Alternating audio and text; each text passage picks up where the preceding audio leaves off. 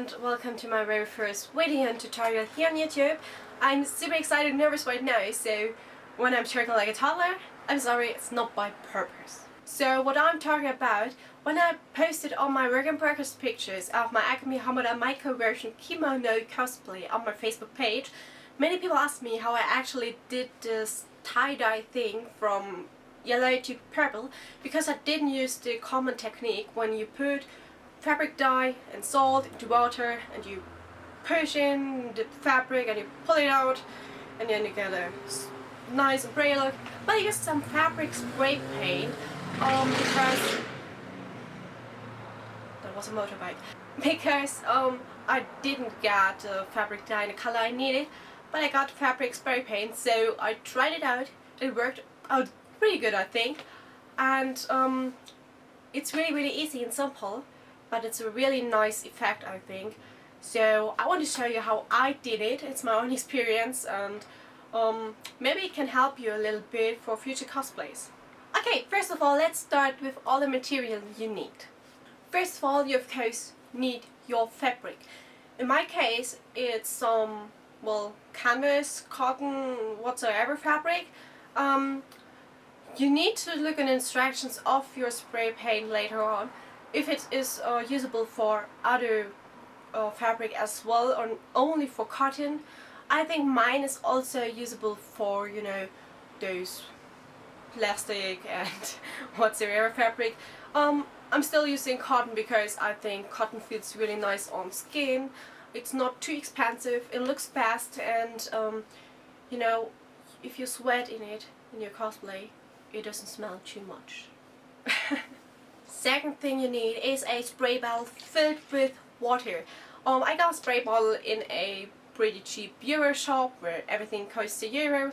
You can also use, I don't know, an empty spray bottle you have at home, and then fill it with simple water. Last but not least, you need your fabric spray paint. In my case, it's a fashion spray. I think it's called, yeah, fashion spray by the brand Marabou. I'm not sure if you can get exactly this one in your country, but I'm pretty sure there will be something which is, well, quite alike. The specialty of this fabric paint is that it's a liquid and you just simply spray it, and not a gas one. You know those spray paints used for graffiti? There are also this kind of spray paint for fabric and textiles, which is like, you know, those hairspray bottles filled with gas. But this one is simply a liquid and then you spray it. The technique of the spray bottle is the same like with the water spray bottle I showed before. And you need two shades. In my case it's purple, so I bought purple one, and I needed darker purple too for the edges. Sadly, I didn't find any darker purple than this one, so I mixed my own with a bit of brown and a bit of purple, and now I got a darker purple. So this is basically everything you need, and of course you need a work crown because you will mess around a bit. So maybe put down some newspaper or some empty bags to stop messing around too much. Okay, so I already prepared my workplace in case I mess around too much, and as you can see, my yellow fabric lays flat on the ground, so we can basically dye this part here purple and this will remain yellow.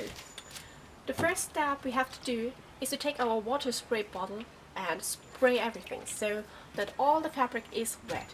If you only wet the fabric part you want to dye, like this part here, you will get some really ugly edges. So I did the mistake in first place, and since the fabric dye will fade a little bit, you will get a kind of ugly purple edge. So simply wet everything and you're on the safe side.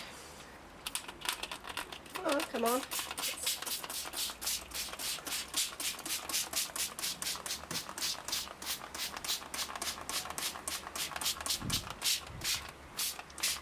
So now it's wet and we can start off with our darker shade of color. Always start off with the dark shade because we will blend it in with the brighter shade in the end. Using the spray paint is basically quite easy. You simply need to push down on here, you know, and then it will spray the paint.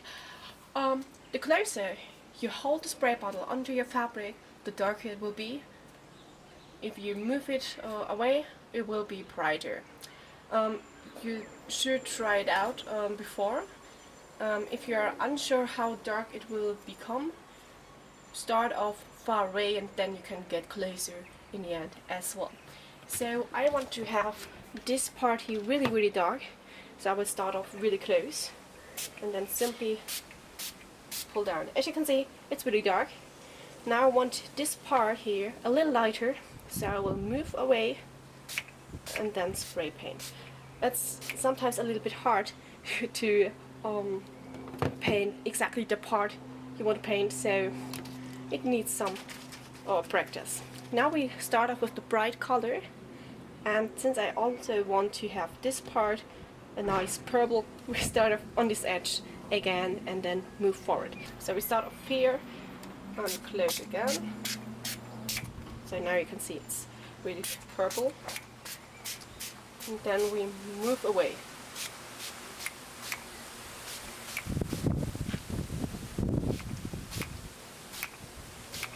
Okay, to make it fade a little more, we use water again, and then another layer of paint.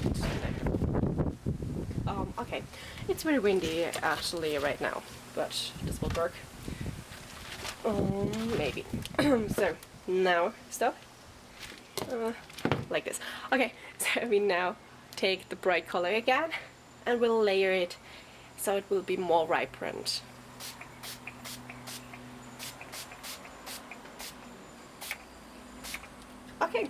Okay, so now we only need to wait until our fabric is dry. In the end, you should follow the instructions on your spray bottle. In my case, I should iron it, so later on I'm able to wash it in a washing machine as well.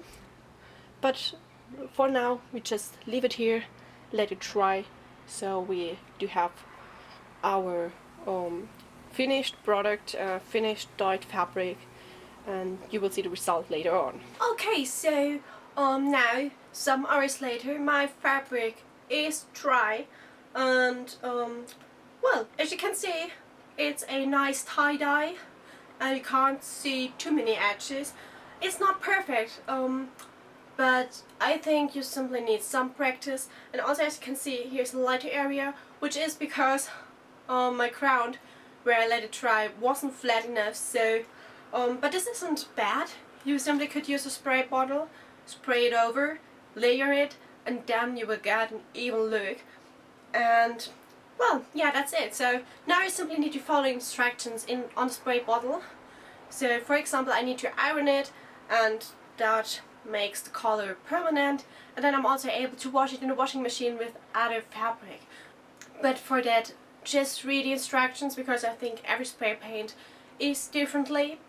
But basically, you're finished right now. So this is how I did my tie-dye look. It's quite easy, as you can see, and of course you can use it for every single color, and also not only for costumes but also for fashion. For example, a white blouse with a blue edge could look quite cool. I never did that before. This was my first time ever, so not that but my kimono, and it looks quite good, I think. So yeah, that's basically how I did it. If you do it differently, let me know in the comment section below. If you want to see different tutorials by me, write down in the comment section below. If you liked it, subscribe to my channel, give me a like on Facebook, give me a thumbs up, and well, see you later. Bye!